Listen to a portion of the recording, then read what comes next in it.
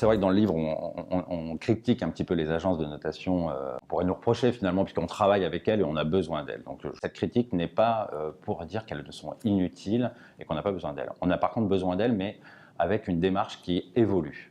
Les agences de notation extra-financière ont focalisé toute leur attention sur la qualité du management, sur l'appréciation des enjeux de développement durable et leur volonté d'essayer de progresser. Donc cette idée est respectable finalement de se dire on a besoin de tous et finalement ce qui compte c'est le chemin qu'il faut tracer pour le progrès. Sauf qu'à un moment donné, la performance est aussi importante. De même que quand sur les aspects économiques vous choisissez une entreprise, bien sûr, quelle est l'orientation stratégique, c'est important, mais le niveau de performance économique va être un choix majeur dans votre décision d'investissement.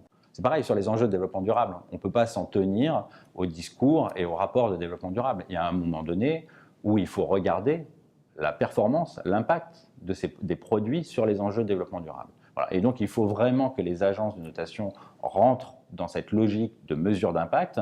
Sinon, on va continuer à propager un discours qui est incompréhensible pour le grand public et qui ne délivre pas les messages clés.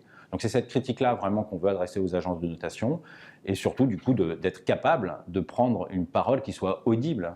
Aujourd'hui, si Moody's ou Standard & Poor's mettent sous surveillance la note de l'État français parce qu'il y a un dérapage sur les comptes publics, ça fait la une de la presse.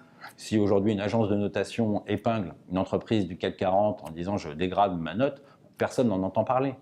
Et si personne n'en entend parler, c'est aussi probablement pas seulement par un manque d'intérêt des citoyens sur ces questions-là, c'est que les méthodologies sont trop opaques, pas lisibles, les messages pas clairs, et donc il faut vraiment réfléchir là-dessus, parce qu'on fait bien notre travail, nous le faisons sur l'ensemble des investissements que nous gérons, nous n'avons pas vocation à le faire sur l'ensemble des sous-jacents possibles et sur l'ensemble des investissements dans le monde possible. C'est le rôle des agences de notation.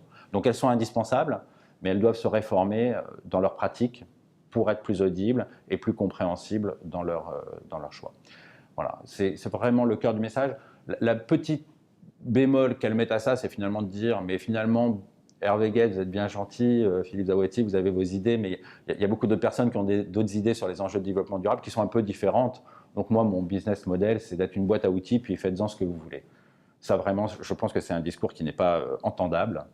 On n'a pas entendu, encore une fois, je reprends l'analogie, S&P et Moody's me dire les analyses crédit, la façon dont ils regardent la solvabilité d'une entreprise, chacun fait un peu ce qu'il veut, donc moi je vous donne des ratios et puis débrouillez-vous.